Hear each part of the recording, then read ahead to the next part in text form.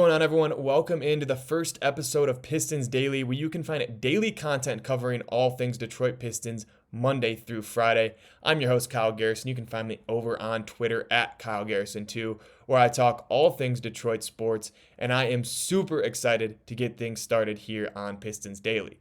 Today, for our first episode, I want to just dive into potential trade targets for the Pistons, who makes the most sense and what it might cost, what the Pistons are planning to do with Malik Beasley this offseason, how the Desmond Bane trade affects the trade market, and finally, just an overview of Marcus Sasser and the expectations for him heading into the 2025-2026 season. As for trade targets, some of the names that I have heard linked to the Pistons are Jaren Jackson Jr., Derek White, and Trey Murphy. These three guys are obviously higher-end trade targets that are going to need a pretty large haul in order to go and acquire. But with what Memphis just did yesterday with Desmond Bane, Jaren Jackson Jr. is now not only a potential trade candidate for the Pistons, but just about everybody in the league.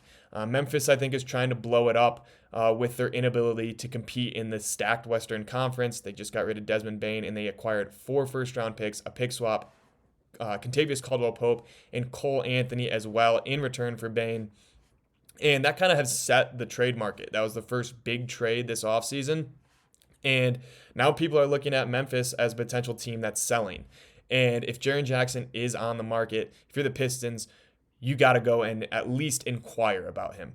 If they're asking for 4 first-round picks and Jaden Ivey, then you say, okay, never mind, we're going to build from what we have. But if you can find a way to maybe do a 2 first-round picks in Jaden Ivey, or you try and figure out a way to do Tobias Harris, Ron Holland, and 3 or 4 first-round picks, that could be an option that would really benefit this team in multiple ways. I think that Jaren Jackson Jr. would complement Cade Cunningham exceptionally well.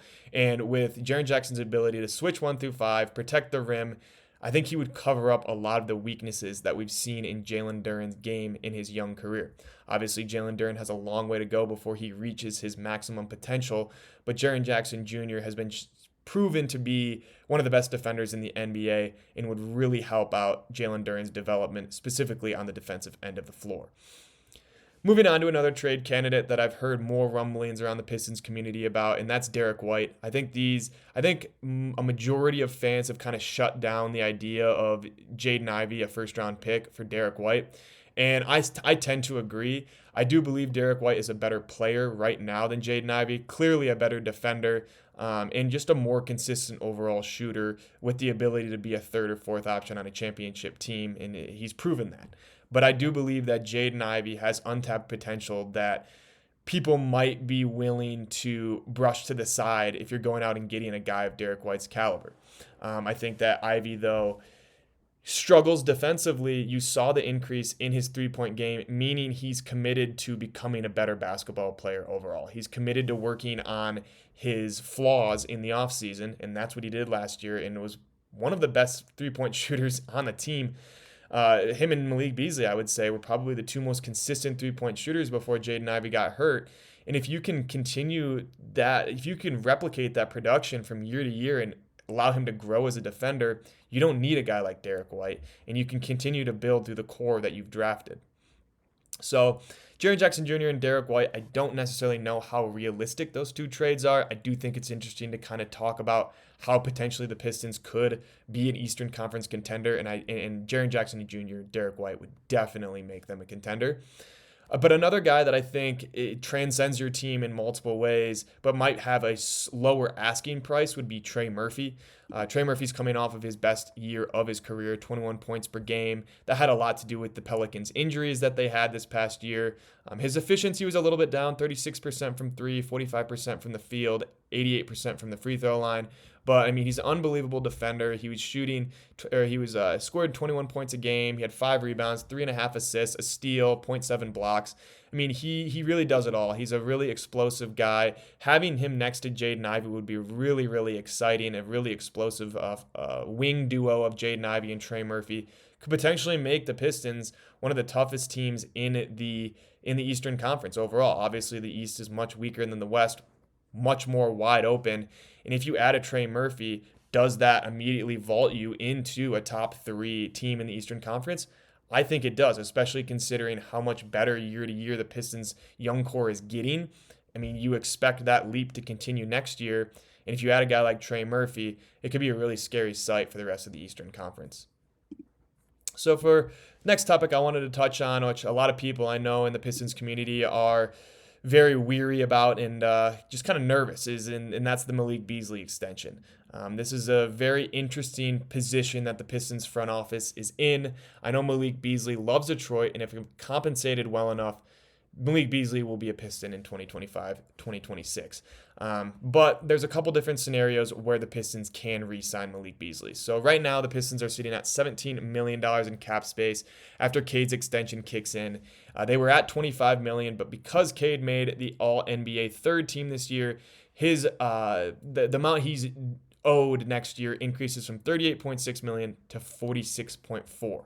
Clearly, we don't care. Pay Cade Cunningham as much as you possibly can. We love watching him make All-NBA third teams. We love watching him make All-Star games, but that is going to affect your cap space in the long term. If they don't want to go over the cap space, the Pistons can renounce the rights on Tim Hardaway Jr. and Dennis Schroeder and let them both walk for absolutely nothing. You can re-sign Malik Beasley with that money, with that $17 million in cap space, and boom, most likely will re-sign whatever you give him, and he'll be a part of the team next year. The second option you have is you can use the bird rights on Tim Hardaway Jr. and Dennis Schroeder that you have. You can bring them both back, and then you'll be over the cap space, so then you can use the non-taxpayer mid-level exception, which is at $14.1 million. If Malik Beasley is going to get more than $14.1 million and doesn't want to re-sign for that mid-level exception, then you're kind of in trouble. Then you really have no choice but to renounce the rights on Tim Hardaway Jr. and Dennis Schroeder. I don't think that's going to be the case, however, because the only real team in the NBA right now that has cap space is the Brooklyn Nets. The Brooklyn Nets are not in the market to go out and get a guy like Malik Beasley who's creeping up on 30. They're in a very different position than the Pistons are in their rebuild, and I just have seen no scenario where they're going to offer $17.5 million over 3 years to a guy like Malik Beasley. I think that Malik Beasley most likely will be a Detroit Piston going into next year. It just depends on how Trajan Langdon makes it happen and who else we're going to end up bringing back. Whether or not Tim and Dennis are parts of the future, only time will tell. And then moving on, I just kind of wanted to pivot over to the Desmond Bane deal from yesterday. That's obviously one of the biggest pieces of news, offseason news we've gotten so far, with the NBA Finals still going on. And I do believe that Desmond Bane just kind of set the market, similar to what McCall Bridges did last year, where he garnered 5 first-round picks. Desmond Bane is a guy who is a very solid player, but no better than a third or fourth option on a championship team. And the Magic gave up 4 first-round picks and a pick swap for him. So that makes any deal that anybody wants to do to get Derek White or any deal to get Jaren Jackson Jr., that increases now. The asking price increases because of what Desmond Bane just went for. I think Derek White and Jaren Jackson Jr. are both better players than Desmond Bane. Therefore, you're probably going to have to give up a decent amount for just about anybody. Obviously, Desmond Bane was more of a draft pick heavy trade instead of players. There wasn't really a lot of young pieces that the Magic had to give up, but they did have to give up a lot of their future for Desmond Bane. If you're the Pistons and you're looking at kind of the market now, I think it becomes a lot less likely that you go out and make a big splash. I think with the Magic, they were in a spot where they absolutely needed a guy like Desmond Bane to space the floor. They were one of the most atrocious three-point shooting teams I've ever seen last year. It was honestly very hard to watch the Magic operate as an offense because of their lack of floor spacing. And now you bring in a guy like Desmond Bane, that is a necessity. For the Pistons, getting a guy like Trey Murphy or Derek White, is that absolutely necessary to push this rebuild along and make the Pistons a championship contender? Or can you continue to build your young core? You can rely on guys like Ron Holland and Jaden Ivey and Marcus Sasser to kind of make that jump from year 3 to year 4 to year 5 that you've kind of seen Cade Cunningham make. And then you don't have to give up your entire future of draft picks for one player who might not even be on the team in 2 or 3 years.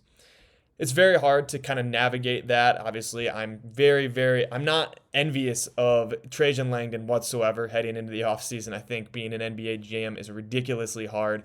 And now that Desmond Bane just made things even harder, I do think the Pistons are probably more going to pivot towards the leaving things the way they were, making small additions, and trying to kind of run it back with the team that they had last year. And then that brings me to my last topic that I wanted to talk about for today, and that is Marcus Sasser. Marcus Sasser is a really interesting piece of this Pistons team. I always have been really intrigued with him coming out of college, coming out of Houston. He was a really, really solid guard, 4-year guard over for Kelvin Sampson at Houston. And he's really in his NBA career so far, he's shown some flashes where he could be a solid backup point guard. But again, that raises the question. If you re-sign Dennis Schroeder, Marcus Sasser probably falls back to the bench once again. I mean, he's probably an 11 or 12 option, and he's your third string point guard right there. Jaden Ivey coming back also is going to affect Sasser's minutes.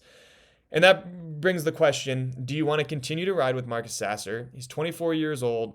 He's going into his third year in the league. Do you want to try and utilize his trade value now and add him into a trade package? Or do you want to keep him on and run the risk of 3 years down the line, he doesn't re-sign with the team and you lose him for absolutely nothing? There's a lot of directions that this front office can go in with Marcus Sasser because I do believe he can be a really solid role player in this league for a long time. The way he plays, he plays the right way. He can defend. He shoots the ball at a high clip. He can hit shots from just about anywhere. He gets downhill pretty effectively for a smaller guard. And I think any team in this league is going to be happy to have a guy like Dennis Schroeder or like Marcus Sasser. But the Pistons have a guy like Dennis Schroeder who's also very similar in a lot of ways to Marcus Sasser, and another role player who has made his career in the NBA as being really a solid backup point guard for contending teams. So again, Marcus Sasser is very, very interesting to look at. He's extremely bought into the culture. Last year when they went out and got Dennis Schroeder, he didn't pout, he didn't complain.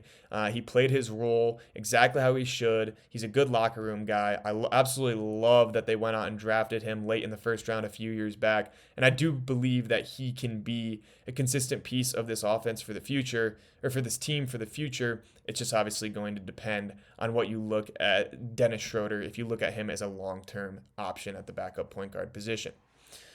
I'd love to hear your guys' thoughts in the comments below about what you think the Pistons offseason will look like, what Marcus Sasser's future looks like, what Malik Beasley, what the contract extension kind of looks like. So please feel free to comment, subscribe. Don't forget to like, subscribe, comment, turn on notifications, and follow me on Twitter at Kyle Garrison2, where I'll be posting daily updates regarding all things Piston and providing episode drops as well. Thank you all so much for tuning in. That's going to do it here for the inaugural episode of Pistons Daily, and I will catch you all next time.